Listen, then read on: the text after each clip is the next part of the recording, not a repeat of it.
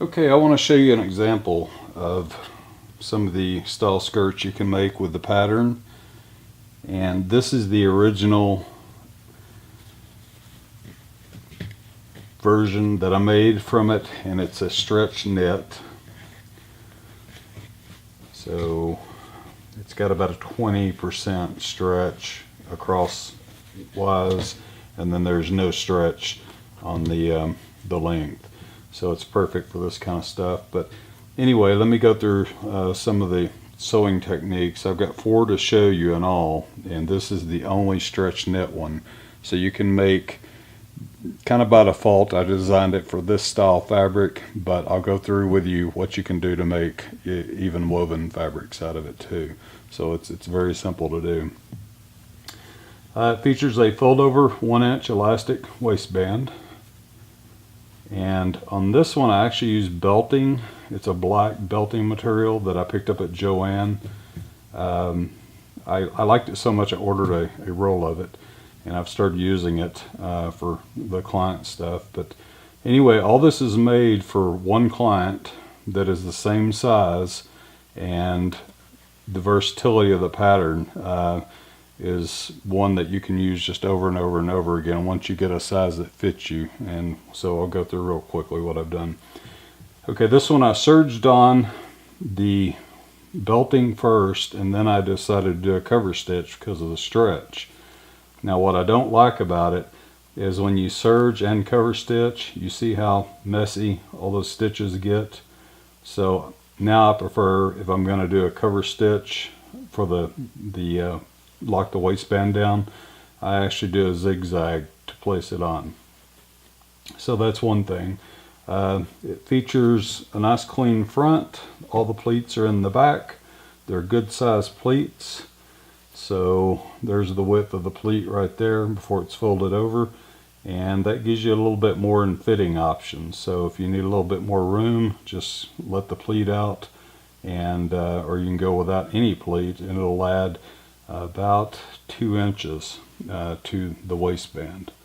And if you need more of a pleat, you can put some in the front if you want to, or you can take in just a little bit more on this pleat in the back.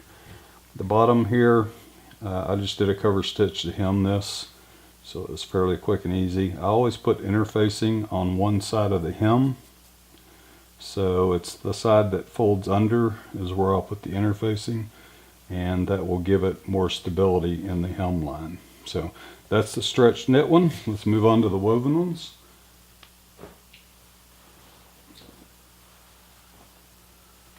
This is a no stretch woven,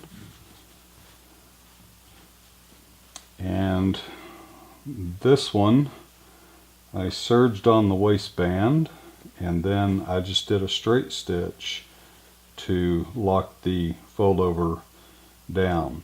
And so all you got to do is stretch it, use a stitch length of 3 to 3.5, and sew it down. So if you can get your machine to look good on the stitch on the bobbin side, you can actually just stretch it and sew it along the serged edge there. But if your bobbin stitch doesn't look good, you're better off sewing it top stitching on this side, and just put it under the needle like this, and figure out where the needle is going to fall right on that serge stitch, and mark it, and then fold it over and do your top stitching.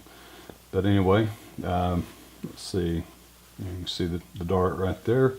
Same exact pattern. This one is simply zigzagged, I serged the edges here with a 3-thread serged, and then it's got a blind hem. I've got a blind stitch machine that I use for this stuff, and I use a smoke colored monofilament kind of thread or clear, and I don't know if that's showing at all. You can barely see the clear there. So you have options on that. You can either hand stitch it on the real delicate fabrics, a blind stitch. You can use your sewing machine blind stitch where you fold it over and do it that way. That works well too. Or you can just do a hemline like I did on the other one. So that's the first woven fabric. Next, I've got some Nicole Miller fabric that I've got 2 of them. got this at Joann about 6 months ago, and finally got around to sewing it up.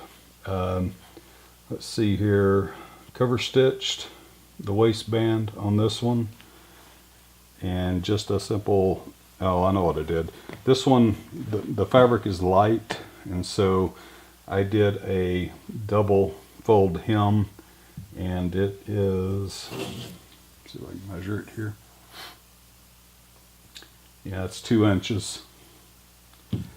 So I added 4 inches to the hem line and then folded it up 4, pressed it, and then folded it under again, and then again the blind hem stitch on this one. So that's a woven. It's got a tiny bit of stretch, but I treat it like a woven since it really doesn't stretch very much. This fabric she loved, and it's a Nicole Miller also. See what I did on this one, straight stitch. So I serged it on, then I used a straight stitch to fold over the elastic and attach it to the waistband. And on the bottom, I serged it, did a single fold under because this has decent weight to it, and then I did a blind hem to hem it up.